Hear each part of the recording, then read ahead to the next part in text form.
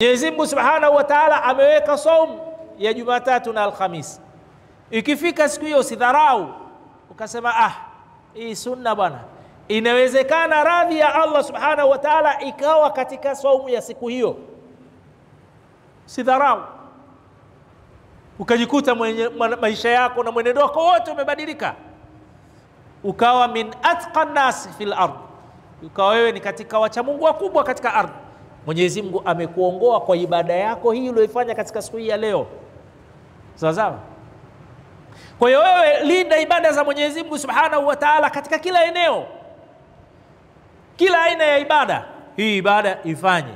Inawezekana radhi za Mwenyezi Mungu Subhanahu wa Ta'ala Mwenyezi Mungu amekuandikia katika hiyo ibada. Kwa hiyo usidharau ibada. Sadaka, toa sadaka. Muombe Mwenyezi Mungu. Ongea na Allah Subhanahu wa Ta'ala. Hujui wakati gani Mwenyezi Mungu amekuandikia uongofu katika jambo lipi. Eneo la pili, Bwana Mtume sallallahu alaihi wasallam anasema wa khabba sukhatahu fi ma'siyatin. Mwenyezi Mungu pia ameficha ghadhabu zake katika maasi.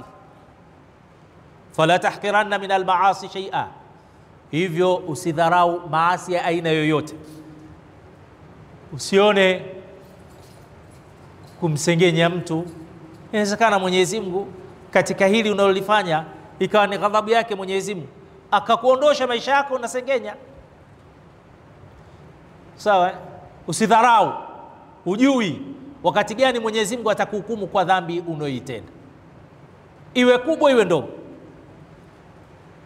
Unaambiwa usizini. Hujui ghadhabu ya Mwenyezi Mungu inaweza kukukumba katika eneo lipi. Umeenda kuzini, Allah akakufedhesha, umefumaniwa. Fedheha kubwa. Sababu Allah Subhanahu wa Ta'ala anamstiri mja wake. Lakini hujui sehemu gani Mwenyezi Mungu ghadhabu yake inakuwa kubwa sana katika maasi. Jiepushe na maasi. Uwezi kujua maasi unayofanya katika wakati huo ndio kifo chako kinakukuta. Ghadhabu ya Mwenyezi Mungu Subhanahu wa Ta'ala.